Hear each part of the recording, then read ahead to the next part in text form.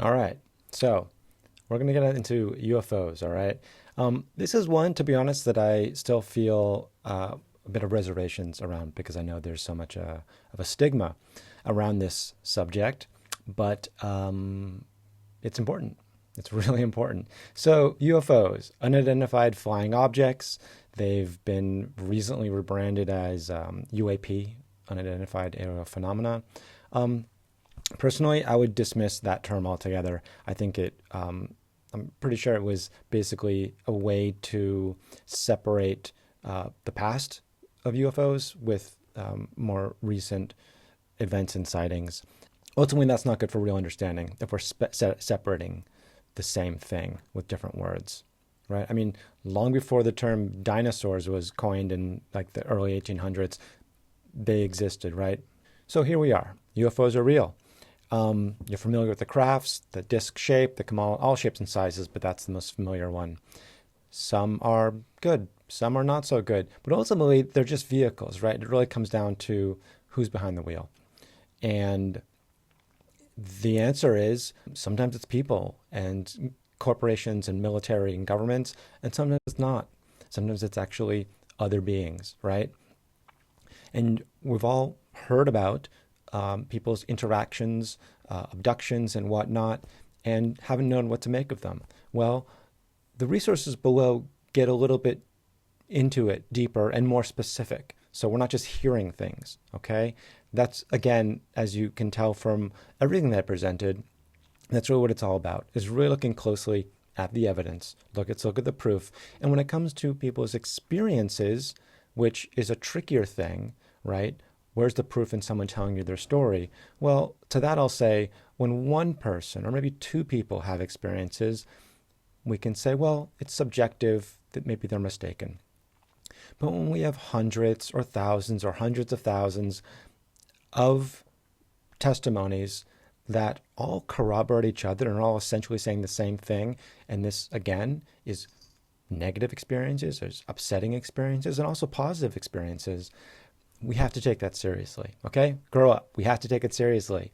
So that's what we're talking about. That's also included in some of the resources below, the people and those who work with those people. Now, because of the time that we're living in right now, and the way that we consume and experience the world through our screens, it becomes a lot less clear what's real, right? When we have drones and computer generated imagery and AI, these aspects can really muddy the waters, right?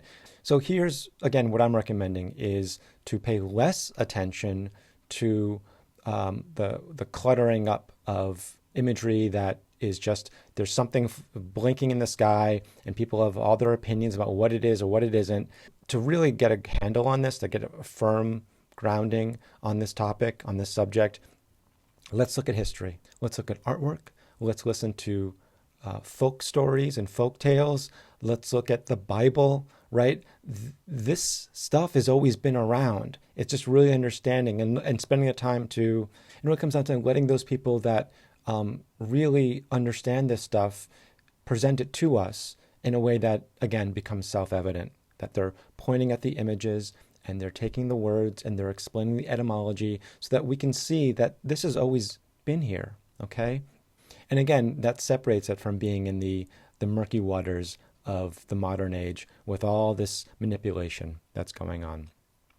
Now, there are those who are the journalists and the reporters and the whistleblowers who are very involved, and God bless them, with speaking to Congress and before Congress and addressing the government directly and saying, this is real.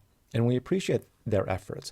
And as intelligent and capable adults, we don't need to wait for those in positions of power and authority to tell us what's real, okay?